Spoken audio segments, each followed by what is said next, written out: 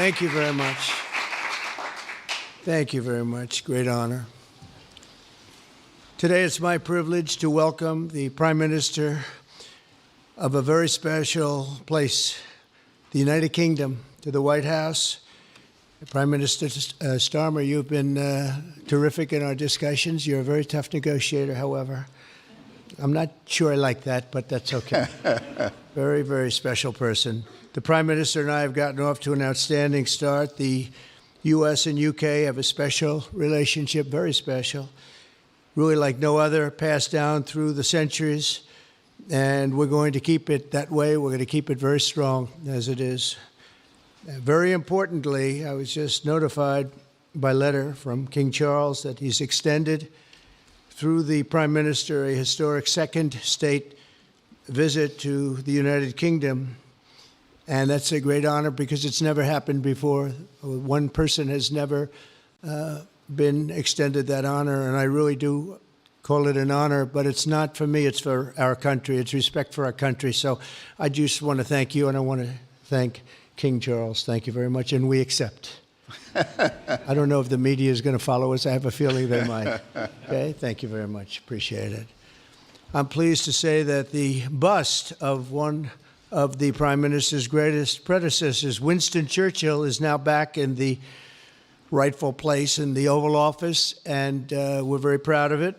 Our meeting today and the various breakout sessions we had were tremendously productive. Most importantly, I provided the Prime Minister with an update on our efforts to end the bloody and horrible war in Ukraine with Russia, which would never have happened if I were president. That was not going to happen. I promise you that.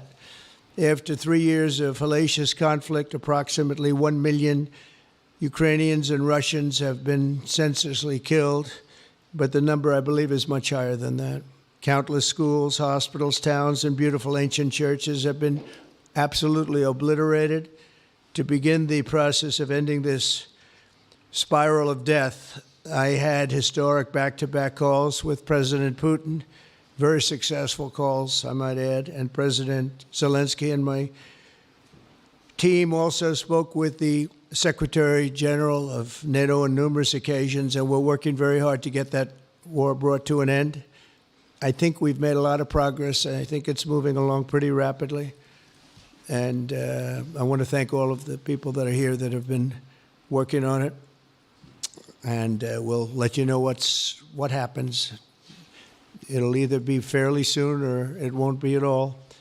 In addition, this week I met with President Macron of France, as you know, and held talks with members of the G7. Tomorrow, the progress toward peace will continue when President Zelensky visits the White House.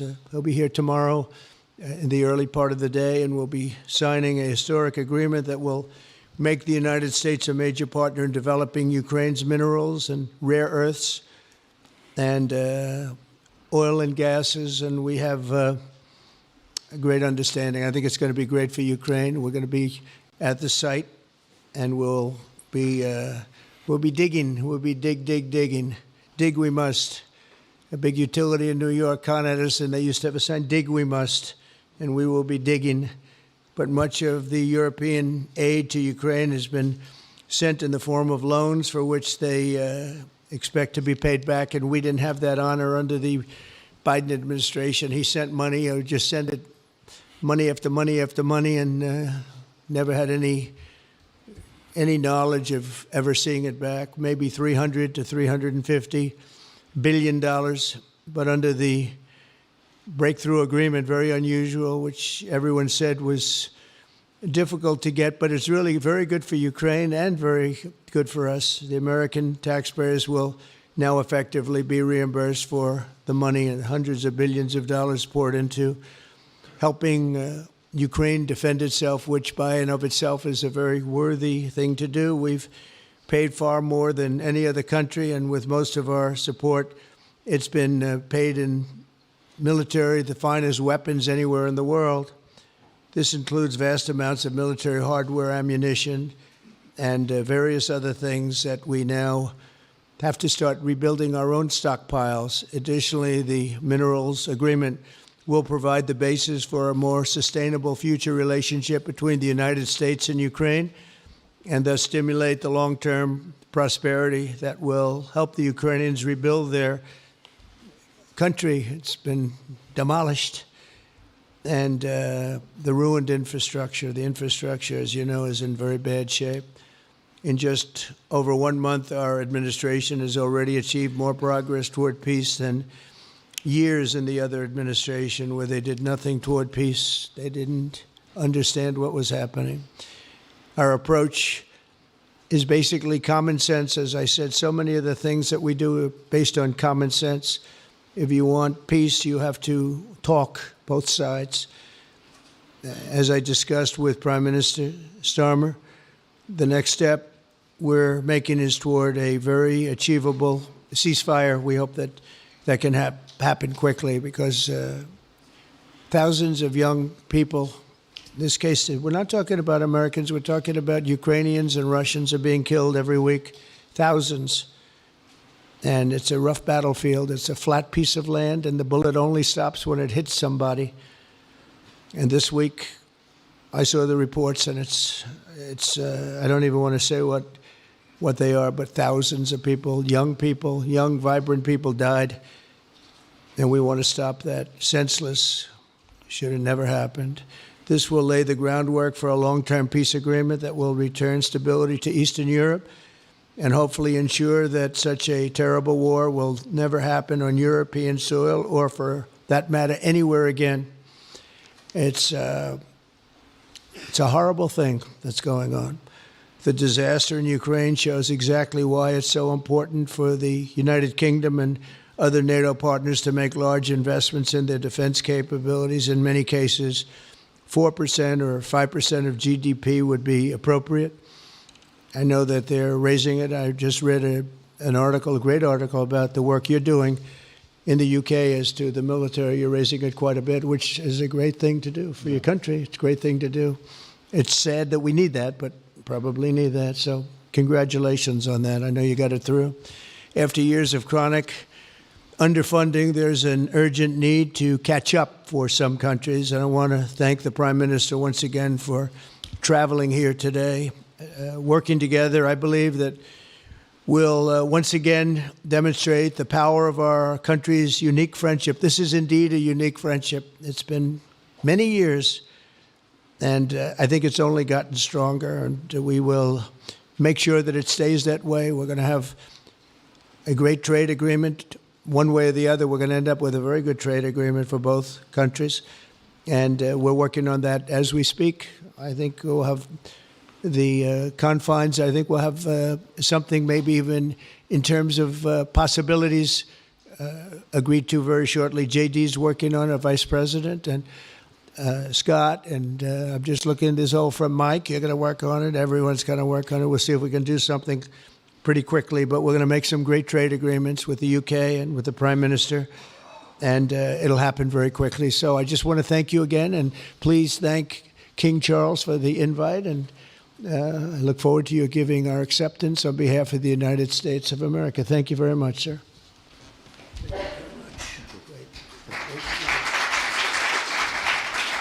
Thank you.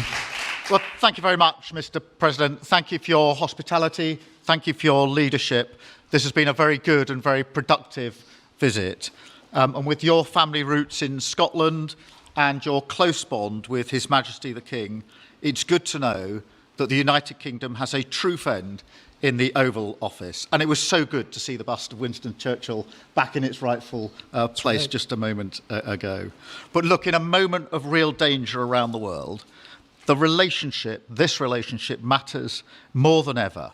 We remain each other's first partner in defence, ready to come to the other's aid, to counter threats wherever and whenever they may arise. No two militaries are more intertwined than ours. No two countries have done more together to keep people safe. And in a few weeks, we mark VE Day, the 80th anniversary of victory in Europe. Britain and America fought side by side to make that happen. One of the greatest moments in our history. We stand side by side still today, and we're focused now on bringing an enduring end to the barbaric war in Ukraine. Mr. President, I welcome your deep and personal commitment to bring peace and to stop the killing. You've created a moment of tremendous opportunity to reach a historic peace deal, a deal that I think would be celebrated in Ukraine and around the world. That is the prize. But we have to get it right. There's a famous slogan in the United Kingdom from after the Second World War. That is that we have to win the peace. And that's what we must do now.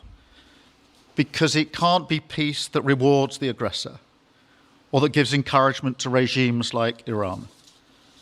We agree history must be on the side of the peacemaker, not the invader. So the stakes, they couldn't be higher. And we're determined to work together to deliver a good deal. We've discussed a plan today to reach a peace that is tough and fair, that Ukraine will help shape, that's backed by strength, to stop Putin coming back for more. Now, I'm working closely with other European leaders on this, and I'm clear that the UK is ready to put boots on the ground and planes in the air to support a deal, working together with our allies, because that is the only way that peace will last. Mr. President, in this new era, you're also right that Europe must step up. And let me tell you now, I see the growing threats we face, and so the UK is all in. This year we'll be giving more military aid to Ukraine than ever, and just this week I've set out how we're shouldering more of the security burden. We're already one of the biggest spenders in NATO, and now we're going much further, delivering Britain's biggest sustained increase in defence spending since the Cold War. This isn't just talk, it's action, rebalancing the transatlantic alliance, making us all stronger, and standing up for our shared values and shared security, as Britain always has. And Mr. President, it's no secret we're from different political traditions, but there's a lot that we have in common. We believe it's not taking part that counts. What counts is winning. If you don't win, you don't deliver. And we're determined to deliver for the working people of Britain and America, who want and deserve to see their lives improve. So we're both in a hurry to get things done, and that's what the UK and US do when we work together. We win and we get things done. So we'll do what it takes to keep our people safe. We'll also work together to deliver some big economic wins that can benefit us both. We have a $1.5 trillion invested in each other's economies, creating over 2.5 million jobs across both economies. Our trading relationship is not just strong, it's fair, balanced, and reciprocal. We're leaders together in so many areas, ranked 1 and 2 in the world as investment destinations, 1 and 2 for universities, 1 and 2 for Nobel Prizes, 1 and 2 in golf as well, by the way. And we're the only 2 Western countries with trillion-dollar tech sectors, leaders in AI. And look, we take a similar approach on this issue. Instead of over-regulating these new technologies, we're seizing the opportunities that they offer. So we've decided today to go further, to begin work on a new economic deal with advanced technology at its core. Look, our 2 nations together shaped the great technological innovations of the last century. We have a chance now to do the same for the 21st century. I mean, artificial intelligence could cure cancer. That could be a moonshot for our age. And that's how we'll keep delivering for our people. There are so many opportunities. Keep our nation strong and fulfill the promise of greatness that has always defined this relationship. Finally, to underline the importance of this bond. It was my privilege and honour to bring a letter with me today from His Majesty the King, not only sending his best wishes, but also inviting the President and the First Lady to make a state visit to the United Kingdom, an unprecedented second state visit. This has never happened before. It's so incredible, it will be historic. And I'm delighted that I can go back to His Majesty the King and tell him that President Trump has accepted the invitation. So thank you. Our teams will now work together to set a date, and we look forward to welcome you in the United Kingdom. Thank you once again. Thank you very much. What a beautiful accent. I would have been president 20 years ago if I had that accent. Thank you very much. Okay, let's see here. Go ahead, please. Thank you, Mr. President. Earlier today, you told me that you believe that foreign countries pay tariffs, but Americans who are concerned about higher prices believe, as most people do, that they're paid by consumers and importers when they import things into this country. Can you explain how you came to this belief that foreign governments are paying tariffs?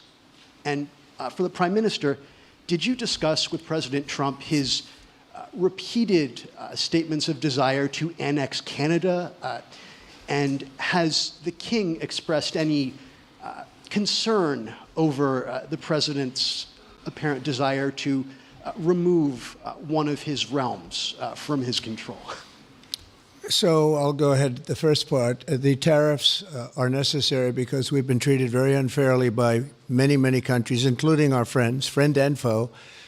But we've been treated very unfairly in trade at levels that nobody's really ever seen before, and especially under the Biden administration, they really took advantage of the United States. I put massive tariffs on China during my 4 years. We had the best economy in the history of our country. Probably the best economy, maybe the best economy in the history of the world. And I used tariffs to even things up. And in particular with China, we took in hundreds of billions of dollars and we had no inflation. And it's a myth. It's a myth that's put out there by foreign countries that really don't like paying tariffs, and especially to even up. So we've been treated badly by a lot. We're using tariffs. And I find, and you just have to look at the numbers, but I find that it's not about inflation. It's about fairness, and the inflation for us has not existed, and I don't think it's going to exist. We're going to bring our car industry back. We're going to bring our chips back. We're going to bring so many things back to our country, including pharmaceuticals and drugs.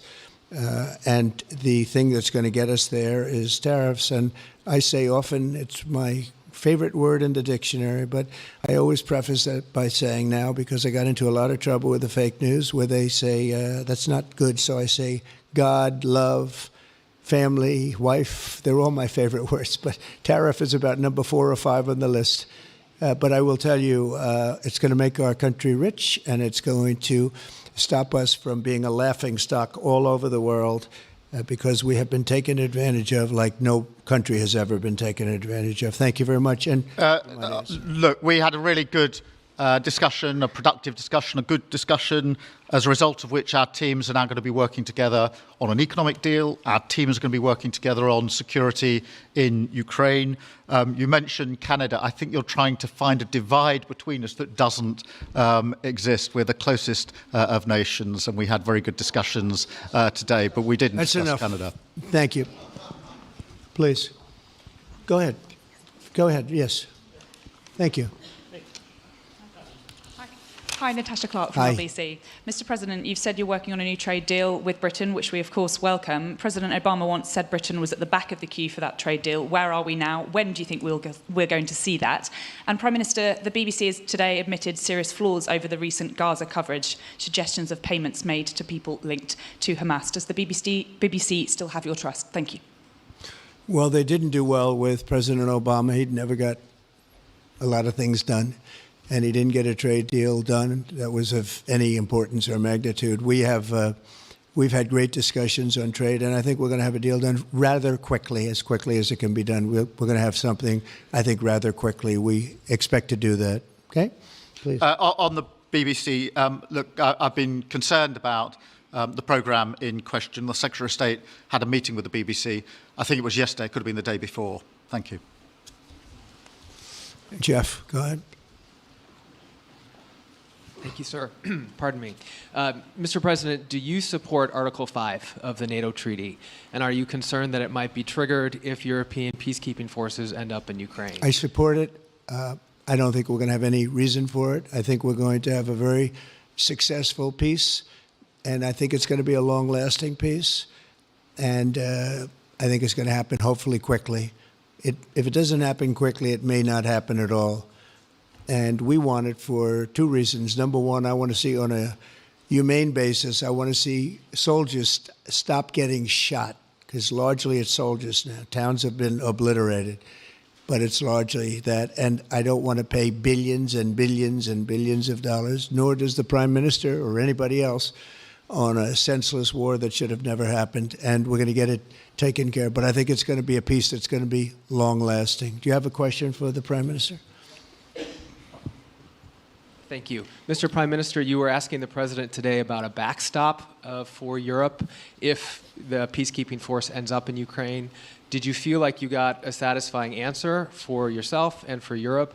And Mr. President, if you want to comment on that as well, please do. I felt we had a very productive discussion. Obviously, as the President says, the deal has to come first. But yes, our teams are going to be talking about how we make sure that deal sticks, is lasting and enforced. So our teams will be talking about that. Okay. Please, Blue. Mr. President, some experts think it could take more than a decade to mine the precious minerals from Ukraine.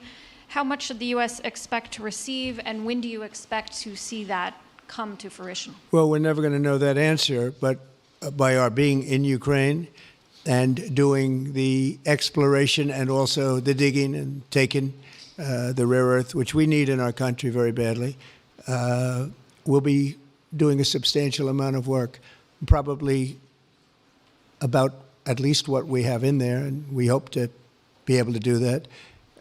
You never know when it comes to that. You know, you dig and maybe things aren't there like you think they're there, but we'll be spending a lot of time there. It'll be great for Ukraine. It's like a huge economic development project, so it'll be good for both countries. Okay? Please. Prime Minister, excuse me, Prime Minister, you've talked about putting British soldiers' boots on the ground in Ukraine in the event that President Trump succeeds with his peace deal. But can you do that without a firm assurance that America will have our back in the form of some kind of security guarantee were Putin to breach that agreement? And Mr. President, tomorrow you're seeing President Zelensky to sign this deal on minerals and energy that could be hugely important to the United States. Will you take the opportunity to apologize to him for calling him a dictator while praising Vladimir Putin, who is a dictator? Well, Robert, let me start by saying I've been really clear today and previously that I think that European countries, including the United Kingdom, need to step up in our own defence and security. We've been doing that in recent days. You saw the announcement we made on spending just the other day. In addition to that, I've made it clear that the United Kingdom will play its full part in ensuring that if there's a deal, and we hope there is a deal in Ukraine, that is a lasting deal that sticks. And we're obviously working with other European countries on that, France and NATO in particular. But I think I'm hosting 18 countries on Sunday to further our discussions. You heard from the President this morning that, you know, as historically has always been the case, we have each other's backs. And today we've been talking about the deal, how that will be a lasting deal. And coming out of this, our teams will now be talking in detail about that. And I think we're going to have a very good meeting tomorrow, 11 o'clock. And I think we're going to have a very good meeting tomorrow morning. We're going to get along really well. Okay? We have a lot of respect. I have a lot of respect for them. We've given them a lot of equipment and a lot of money, but they have fought very bravely, no matter how you figure it. They have really fought. Somebody has to use that equipment, and they have been very brave in that sense. Yeah, please, go ahead. The ceasefire deal is nearing an end this Saturday, and there's been some worry that phase 2 might never get there. Do you believe that phase 2 of the ceasefire in Gaza will come to fruition? And have you spoken to Netanyahu about it? And for the Prime Minister, this peacekeeping deal has been pushed forward by the UK and France as well. Have you been in discussions with any other European countries to join this initiative? And are you expecting Commonwealth countries to also join the effort? Thank you. So we're working very hard in the Middle East and Gaza and all of the problems, and it's been going on for years and years and centuries and centuries. It's a tough neighborhood, but it could be a very beautiful neighborhood, and I think we're going to come up with some pretty good solutions. But phase 1 is almost complete. We've had some people that have been very seriously injured, very seriously hurt, both physically and mentally. They've come out of there and some of them in very, very bad shape. It's shocking. Many young people aren't in bad shape. Young people are strong, healthy. They don't die. People have come out dead, young people and old people. It's a rough situation, but I think we're going to make it much better. And I think that we've had a huge impact on that since we've been in just the 4 weeks. I think we've had a huge impact on Gaza, the Middle East, and we have some pretty good talks going on concerning lots of other people that are going to make it better. So we'll see what happens. Nobody really knows, but we'll see what happens. But I think we've had a very positive impact. Prime Minister? Yeah, on the question of the European countries, yes, I've spoken to a number of countries, particularly in the last few weeks. We had a meeting in Paris last week. I've got a meeting on Sunday with 18 countries to further our discussions. Obviously, we've been talking quite intensely to our French colleagues and to NATO, but to other countries as well, because, as I say, I think it's important for European countries, including the United Kingdom, to step up and do more in the defence and security of Europe and our continent and the United Kingdom, and we'll do so. Well, we're talking to a number of other countries. Thank you. Yes, in the red, please. Pink red, flaming red. Is it me or her? Go ahead. Okay, thank you, Mr. President. A question on Ukraine. Number one is, if you're not considering the security guarantees, are you open to other forms of, for example, intelligence cooperation with Ukraine? And Mr. Prime Minister, President Trump has proposed a plan for Gaza. Does this fit into the two-state solution that the UK held for a long time? Do you see it fit into your general Middle Eastern strategy? Thank you so much. Yeah, thank you very much. We're open to many things, but before I even think about that, that's almost pleasant to think about because that would mean that peace has been arrived at. We have to arrive at that peace. And, you know, you went 3.5 years with an administration that never even really had a meeting. They didn't have a meeting on peace. And there was no prospect of peace. I think, frankly, Russia wanted to go through the whole long deal. I don't think they do anymore. I don't think they do. We had a very big impact on that whole situation. But I don't like talking about phase 2 until I get phase 1. Phase 1 is I have to make peace. And we have to get Russia to agree. We have to get Ukraine to agree. And I think we will. I think we've come a long way. I believe we're going to get it done. I wouldn't say that if I didn't think so. And I think it will be very important, very historic, and we're going to save a lot of lives. On the question of Gaza, the last few weeks of the ceasefire have been very impactful. And for me, there are 2 images that I remember more than any other. The first is Emily Damari, who is British, being reunited with her mother. You may remember she had her fingers missing after what she endured. That was an incredible moment. I'd spent a lot of time with her mother whilst she was held captive, and her mother went through absolute torture. The other image was thousands of Palestinians marching through rubble, trying to return to their communities and their homes. So we have to do everything we can to ensure that the ceasefire continues, so that more hostages can be returned, so that aid can be brought in that's desperately needed. We need to allow Palestinians to return and to rebuild their lives, and we must all support them in doing that. And yes, I believe that the two-state solution is ultimately the only way for a lasting peace in the region. And think of that. She came home with her fingers and part of her hand blown off. It's terrible. How bad does it get? And we had others that came home in much worse shape than that. Yeah. It's a terrible situation. Please, yes.